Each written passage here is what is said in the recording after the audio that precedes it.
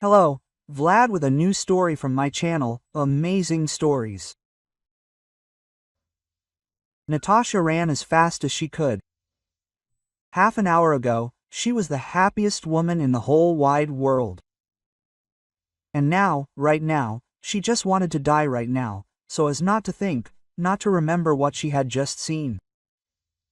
The screeching of brakes, the sound of a horn. Natasha closed her eyes, expecting the impact. But, girl, are you okay? What are you doing?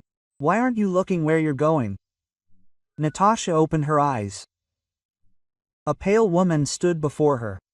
Forgive me, I was lost in my thoughts. I didn't mean to do it by accident. The woman stopped her. Wait, did something happen to you? Natasha shook her head. No, I'm fine. But treacherous tears welled up in her eyes. So, where should I take you? I live in a dorm. Tell me the address. The woman turned out to be a very good listener, and Natasha told her everything. And about how I met Roman, and about how we were planning to get married, and about finding out today about the pregnancy and running to tell him the good news. And about seeing him in the arms of another. You couldn't have messed anything up? What are you saying? I saw them the way I saw you. Maybe you should talk to him? Natasha shook her head again. No, I will never forgive. Never. I'm going to go to my grandmother. I don't have parents. There's only my very old grandmother. She often came to visit me at the orphanage, but I completely forgot about her. I go once 6 months for a day, and that's it. She'll be happy. I'll manage, I'll find a job. The woman smiled. You're great, you can handle it. Many people find themselves in your situation, but not everyone gives their child a chance at life. Natasha put both hands on her stomach. What are you saying? I could never kill him. He's still just a baby, and I already love him very much.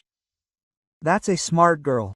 Go to grandma's, and when your baby gets a little older, you can decide for yourself whether to come back. To try again or not. Natasha opened the car door. Thank you. Just talking to you made me feel better. Thank you. Wait. The woman handed her the money. What, you mean I won't take it? I work part-time. Take it, I mean it with all my heart. I was once in a similar situation, but no one offered me a helping hand. Everyone tried to hurt me as much as possible, and that's why life turned out completely differently than I would have liked. Take it, you'll need it. Will you buy the child something? She said without any pathos. She just told it like it was. And Natasha took it. Thank you. You are simply extraordinary. Oh, you embarrassed me. Okay, run, everything will be fine. In an hour, Natasha packed all her things, left a statement addressed to the director, said goodbye to her friends, and rushed to the station. A couple more hours and she'd be at her grandmother's. Matvey, where are you? I'll still find you, I'll only get even angrier. Near the barn, the raspberry bushes parted, and a boy emerged. About 5 years old. He was concentrating on finishing something, simultaneously trying to wipe the raspberries from his chubby cheeks. Natasha could barely contain her smile, but she had to remain serious. Matvey, why did you put the neighbor's rooster on fruit? Why is he pecking? Aren't you ashamed? You know roosters can't swim. Matvey looked at her, and his eyes lit up. Mom, you know how he pecks. And he pecked Tanya too. Natasha finally smiled. Tanya is a little girl, a couple of months younger than Matvey. They were coming to the dacha for the whole summer, and Matvey had already told everyone that he would marry her, and for now he would simply stick up for her. I see. So, since he pecked Tanya, you decided to punish him. Yeah, I thought it all through. There's a narrow river further on, and the rooster would have flown from the raft onto dry land. There's a village there too, and he would have found new owners.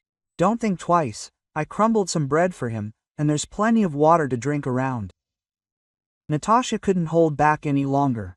She burst out laughing, came down from the porch, and scooped her son up in her arms. Hey, what a clever boy I have. But let's come to an agreement. You can't touch anything that doesn't belong to you. The rooster is also a stranger. It's good that he was saved. Otherwise, you know, I would have had to pay money for him, and you and I can make money ourselves. But really?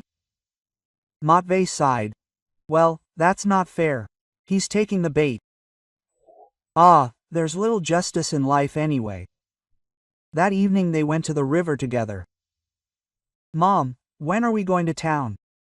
We're leaving soon. My vacation is ending. And I don't want to. Well, Grandma can't handle you. She's really old. And I'll help her. No, Matvey, don't even ask. If that happens, Grandma won't survive either. A few days later, Natalia began packing. Grandma and her great-grandson kept exchanging glances. Granny, if you want to follow his lead, it won't work. Matvey pouted resentfully, as if they were about to accuse him of something terrible, which, of course, he hadn't done. Matvey, don't snivel. I know how quickly you can persuade Grandma, even to fly to the moon with you. Efrozia Andreevna hugged her great-grandson. Why are you yelling at the kid? It's summer outside, and he should be wasting away in the city with you. I'm off to work myself. The boy is locked up in a tiny room. What's wrong with this? Grandma, it's time to read books and do some copybook work, and not just that. Send Petakov on a long voyage. Hey, don't blabber at me. I'm not Matveyka, I'm not scared. Did you often run after him while he was here? No, he came himself. He was out with the kids, he didn't run far. So why did you think he'd behave badly? Besides, he already understands that his grandmother is old and worries about him. Natasha sat down. Grandma, what happened? I'll blame you. Myself? No, I can't. You can. You can do anything when you stop pretending to be a city lady. Go and work hard, take on more shifts, and then, on time off, come to us. Natasha was silent. Matvey quietly approached her. Mom, you know how scary it is when you're at work and Uncle Vanya is yelling and swearing at night.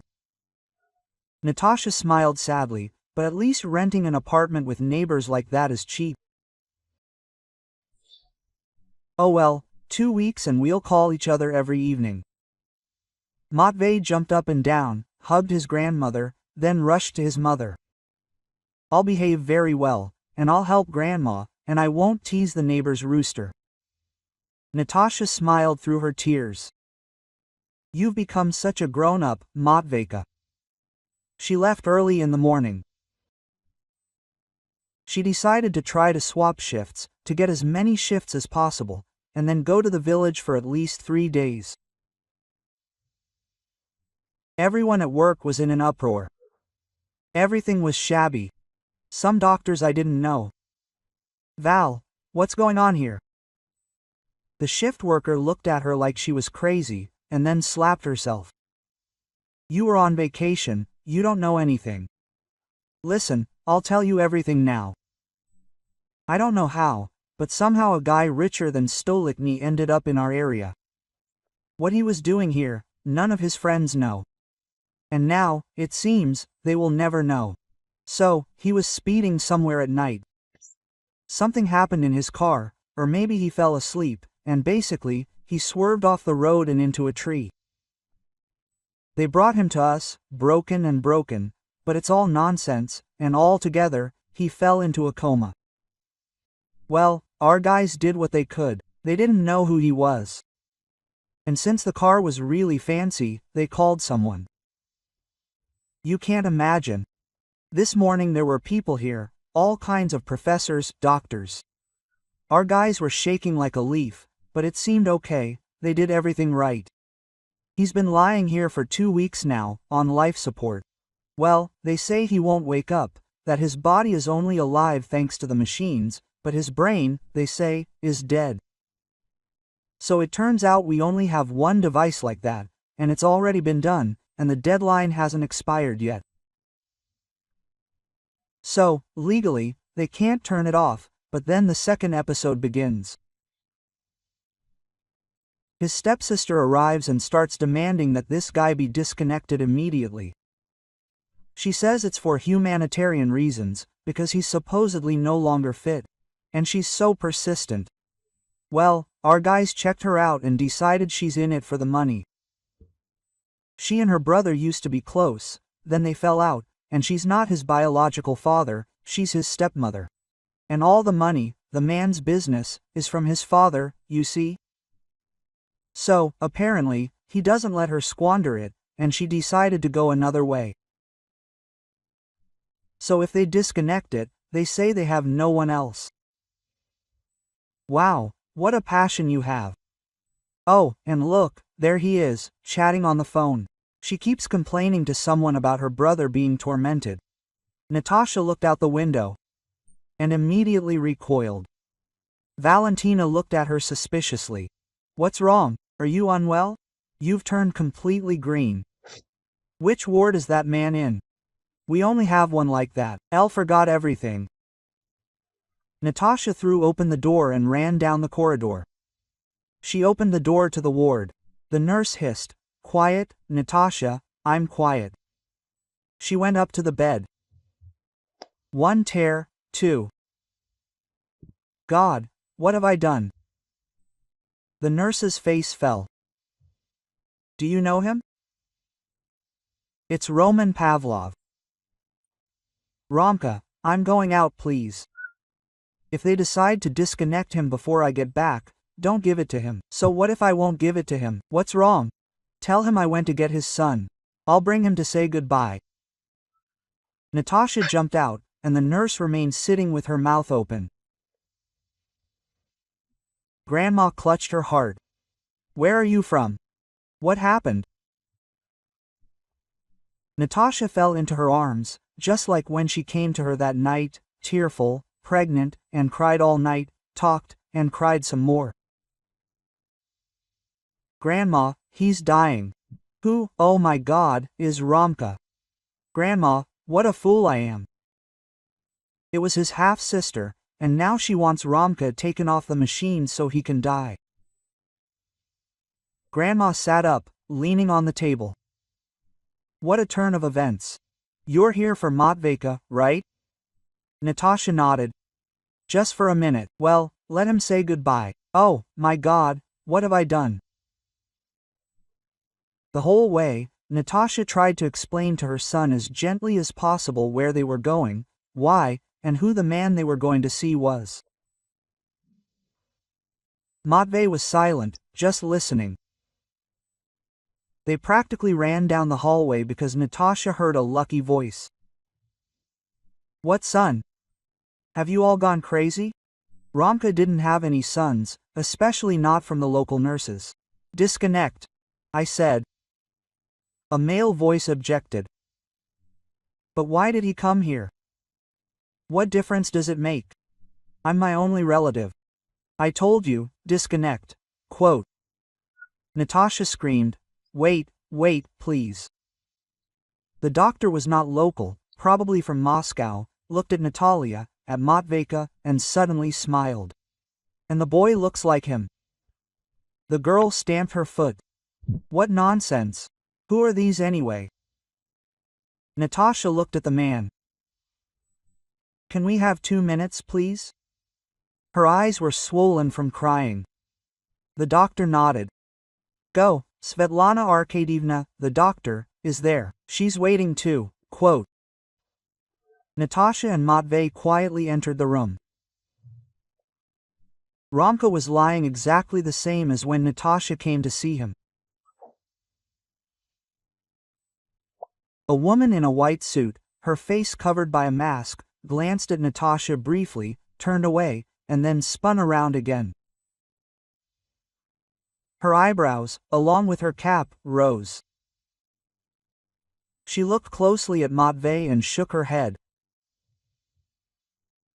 They slowly approached the bed. Romka, I saw you, and I thought it was your sister. Rom. You have a son, his name is Matvey. I brought him. It's a shame you can't see him. He's so good and looks so much like you. Natasha sobbed. It was hard to speak. Matvey reached out and touched Roman's hand. Hello. I didn't even know you existed. I would have saved you. The woman behind the machine suddenly jumped up. There is brain activity. Everyone out of the room. Natasha and Matvey were literally pushed out into the hallway. Doctors crowded around Roman. She managed to notice a tear slowly trickling down his cheek. My sister had vanished. The doctors still hadn't come out. Matvey took Mom's face in his hands. I think Dad will wake up. Well, that can't happen. We just found each other. A woman came out of the room, pulled off her mask and cap, and Natasha exclaimed in surprise, It's you. She smiled, sat down next to him, and ruffled Matvey's hair. I remember I told you everything would be fine. Go, they really want to see you there.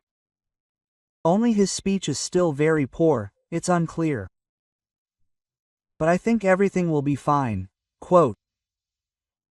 Natasha and Matvey stayed in the city. She called Grandma and told her everything, and Efrozia Andreevna confidently declared, it couldn't be any other way. I was praying for him. Well, then bring him to us. Our heir will quickly get him back on his feet. Quote. And just yesterday, Romka was able to say, I found out everything. I found you. I was on my way to you. Quote. And now Natasha was 100% sure. Everything would be fine. Everything would be exactly as they had planned. They would go to Grandma's, and Romka and Matvey would go fishing. Matvey had already told all the kids that he had a daddy, a real one and, of course, the best one.